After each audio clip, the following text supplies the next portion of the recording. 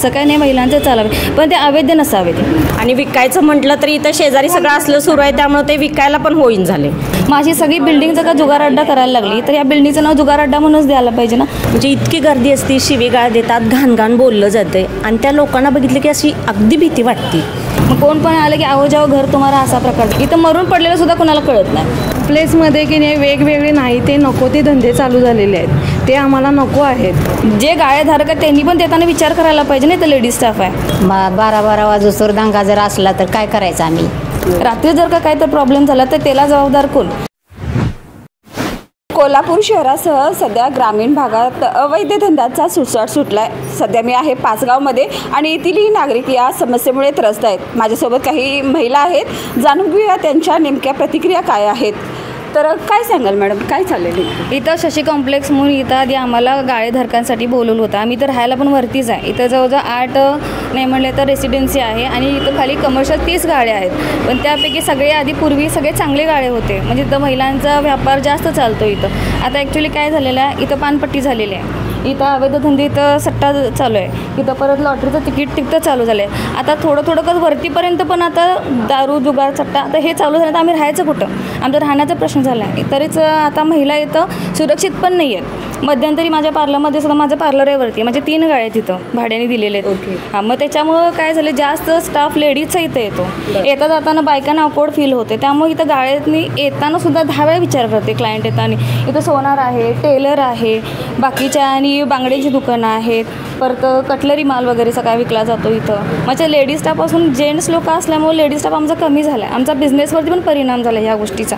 परत त्याच्याबरोबर आता घरात राहायचं पण की नाही हे सुद्धा आता आम्हाला समजेना झालं आहे. मध्यंतरी पार्लरमध्ये तर रात्री 2-2:30 वाजता डायरेक्ट शटर उघडून धिंगाणं घातलेलं आहे.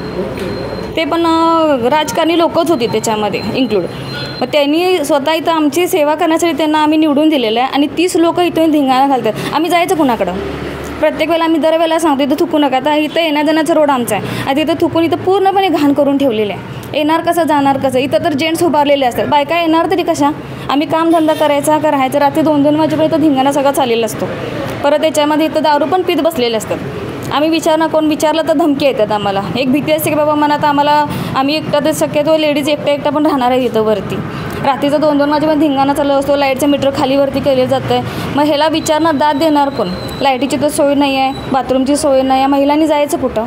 प्रत्येक वेळेला आम्ही प्रत्येक वेळेला त्यांना सांगतो हे असे आमच्याकडे अडचण आहे, कोणच पुढे येत नाही. एकदा गप बसते, 2दा गप बसते. आता इथं चालू झालं, इथं चालू झालं, तिथं चालू झालं, आता वरतीपर्यंत आलं. थोड्या दिवसांनी आम्हाला घरात पण चालू करायला लागणार. मग आम्ही जायचा प्रश्न आता असं वाटलं की इथनं विकून आम्ही जायला पाहिजे बाहेर. तर तुम्ही पोलिसांना काही याबद्दल निवेदन दिलं? हां, आता आम्ही सगळ्यांनाच निवेदन दिलेलं आहे. आता सध्या तरी ग्रामपंचायतीत पण दिलेलं आहे. जे मूळ मालक आहेत त्यांना पण आम्ही भेटून आलेलो. ह्या गोष्टीची ते दखल घेतो म्हणून सांगितले आम्हाला त्यांनी. आता त्यांच्यावरती पण भरोसा ठेवून आता कितपत भरोसा ठेवणार आम्ही. दरवेळेला आम्ही त्यांना सांगतो, परत आणि माघारी परत येतो. दरवेळेला सांगायचं आम्ही परत यायचं, त्याचा काय उपयोगच होत नाही. मालक इथली, पण माझा गाळा आता ती एक मुलगी होती आधी रेंटने, पण इथं सगळं हे सुरू आहे त्यामुळं तिनं सोडून गेली ती. कारण तिच्याकडे पण टेलरिंगचंच होतं. ते सारखे जेंट्स वगैरे तिचे कस्टमर यायला तिला पण प्रॉब्लेम व्हायला लागला, त्यामुळं तिनं सोडून गेली. आता माझा पण आता गाळा रेंटनी जायला पण तयार होईना आणि विकायचं म्हटलं तरी इथं शेजारी सगळं असलं सुरू आहे, त्यामुळं ते विकायला पण होईन झाले. त्यामुळं आमची पण खूप अशी ह्या धंद्यांमुळे खूप अशी वाईट अवस्था व्हायला लागली सगळ्यांचीच.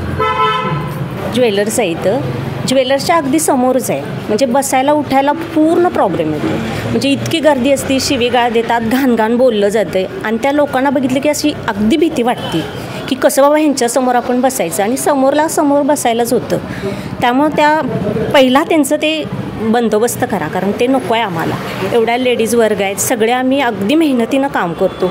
माझे मिस्टर पण असतात, ते काही कारणानं गुजरीत वगैरे जातात, पण मला थांबावं लागतं. त्यावेळेला मी एकटी असते. 9 वाजेपर्यंत माझं दुकान उघडं असतं. कधी गर्दी बघून मला 7ला वगैरे जावं लागतं. त्यामुळे खूप प्रॉब्लेम येते. हे बंद झालं पाहिजे. कॉम्प्लेक्समध्ये की नाही वेगवेगळे नाही ते नको ते धंदे चालू झालेले आहेत, ते आम्हाला नको आहेत. कारण सगळ्या महिलांना हा त्रास व्हायला लागलेला आहे. याच्यावर तुम्ही आतापर्यंत काय ॲक्शन घेतली? आधी जे कॉम्प्लेक्सचे मालक आहेत त्यांच्याशी आम्ही संपर्क करून त्यांना सगळी माहिती देत होतो, पण त्यांच्याकडेही काल पण जाऊन आलेलो आहे. आता इथून पुढं काय असेल ते काय ह्याच्याप्रमाणे करूया असं ते म्हणलेले आहेत. तुम्ही काय सांगणार? आमची इथं बेकरी आहे. बऱ्याच वेळा सांगून पण उलटसुलट उत्तरं येतात त्यांची. ह्याचा खूप त्रास होतो आहे महिला वर्गांना आणि आमच्या बेकरीत लेडीज कस्टमर यायला पण बघेना झाले. बऱ्याच वेळेला सांगितले तक्रार देऊन पण ऐकत नाहीत. ते म्हणतात तुम्ही कोण आणि काय सांगायला लागला, इथं आम्ही बघतो काय करायचं. आणि हे महिलांनी यायचं कसं, इथंच बसलेले असतात, उभारलेले असतात, रात्री बराच वेळ शिव्या वगैरे देतात. परत गाडी रात्री बराच वेळ 2-3 तास तरी गाडी सुरूच असते. का चालू ठेवतात काय माहिती नाही, पण सुरू असते. काय सांगाल नेमकं मॅडम, काय समस्या आहे इथे? समस्या म्हणजे कशी आहे, आता जे धंदे इथं चालू नको होते करायला ते त्यांनी चालू केलेले आहेत. सगळ्या महिलांचेच गाळे आहेत, महिलांचाच बिझनेस आहे. महिला वर्ग येणार कसा ना. आता इथं पण टेलरिंगचं आहे, या काकी उभारल्यात ना तिथून वर्ग, इथं सगळे जेंट्स उभारलेले असतात, इथून वर लेडीज जाणार कशी? जाणार नाहीच ना. धंद्यावर परिणाम पूर्ण होते, पूर्ण सगळ्यांच्या धंद्यावर परिणाम झालेला आहे. आणि 12-12 वाजेपर्यंत चालू असतं. आता सीझनला आम्ही सीझन कसा करणार ना टेलरिंगचा, रात्री 1-1पर्यंत आम्हाला सीझन करायला लागतो. नाही त्या 12-12 वाजूस्तोवर दंगा जर असला तर काय करायचं आम्ही? हां, कसं राहायचं इथं? कसं राहायचा प्रश्न नाही ना. तुम्हाला जर राहायचं जर असलं तर आम्हाला कुठे बी घरं घेऊन द्या, आम्ही इथनं जातो. तुम्हाला काय करा ती करा. आमचे पण इथं कॉम्प्युटरचे क्लासेस आहेत, झेरॉक्सचं दुकान आहे, बऱ्याच लेडीज वगैरे मुली वगैरे येतात क्लासला, कस्टमर येते आमच्याकडं. मध्येच इथं जेंट्स लोक उभारलेले असतात, त्यामुळे आम्हाला पण खूप प्रॉब्लेम येते येण्या जाण्याचा आणि आमच्या बिझनेसवर पण खूप परिणाम व्हायला लागला. तक्रार वगैरे केली नाही, कारण तक्रार सगळ्यांनी मिळून करायला पाहिजे. आणि आता हे सगळे आता सगळ्यांनी आता तक्रार केल्या, त्यामुळे लवकर न्याय मिळावा हीच आमची इच्छा आहे. तुम्ही काय सांगाल मॅडम? माझं दुकान आहे टेलरिंग. तिथं कसं हे पान खाऊन हे खाऊन सारखं थुकलं जाते, वास येतो आहे. कोपऱ्याला तिथं शिलाई मशीनचं माझं आहे. खरं ते तिथल्या तिथं किती घाण वाटते, येणं जाणं हे करणं सारखं. तिथून कसं पण गाड्यावरून येतात जातात, चांगलं नाही ना वाटत ते. तुम्ही काय सांगा? आमचं इथं दुकान आहे, इथं थुकलं जाते, इथं जास्त दंगा होतो आहे, गिऱ्हाईकांना त्रास होतो आहे, वास येतो आहे ना होते तो थुकलेल्यांचा. त्यामुळे कमर्शियल म्हणजे गाळे कशासाठी असतात? बिझनेस चालावा, सगळ्यांचा चालावा.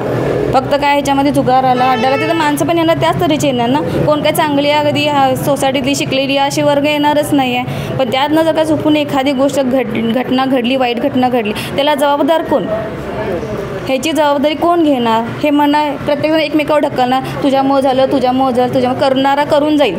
पण नंतर ते एखाद्याचं आयुष्य जर का बरबाद झाल्यानंतर तुम्ही कुणाला बोलणार? ह्या गोष्टी व्हायच्या त्या आम्हाला टाळायच्यात, म्हणून हा 28 आमचा सगळ्यांचा चाललेला आहे. त्यासाठी आम्हाला सगळ्यांची मदत हवी आहे, त्यासाठी प्रयत्न करा. स्थानिक प्रशासनानं आम्हाला इथं मदत करावी, ह्याची काहीतरी दखल घ्यावी, ह्याच्यासाठीच आम्ही हा आटापिटा केलेला आहे. आणि लवकरात लवकर ह्या गोष्टी व्हाव्यात आणि सगळ्यांनी संगनमतानं केलं तर ह्या गोष्टी न भांडता होतील. जर का तुम्ही आरेरावीची भाषा केलं तर भांडणच होत राहणार. तू मारलंस तर मी मारणार, मी मला तू म्हणा, ह्याच्याशिवाय पर्यायच नाही कुठल्या गोष्टी. मग ह्यासाठी सगळं संगनमताने सगळ्यांनी बाबा कुणाला त्रास होऊ नये म्हणून असं का वागत असेल तर आम्हाला काहीच प्रॉब्लेम नाही, आम्ही कशाला कंप्लेंट करायला जाऊ. आणि आधी पूर्वी तसं होतं, पण आता काय झालं, एकमेकांचे आरेरावी प्रकार वाढलाय. 10 वर्ष झालं आम्ही इथं राहायला. आधी कधी प्रॉब्लेम नव्हता, पण आता हळूहळू तू दिलं मी केलं तू केलं असा प्रकार सगळा चालला आहे. चढावडी चाललेली एकमेकांची. त्यामुळे इथं बाकीच्या गाळ्याधारकांना भाडं तरी येत नाही आहेत, वरती फ्लॅट पण विकले जात नाही. भाडं येते मग कुणाला मध्ये राजरोसपणे चाललेल्या अवैध धंद्यामुळे येथील नागरिक जास्त करून महिला त्रस्त आहेत. तर प्रशासनाने आणि स्थानिक लोकांनी याची दखल घ्यावी आणि त्यांना न्याय मिळवून द्यावा अशी त्यांची मागणी आहे. तारा न्यूजसाठी मी सुरेखा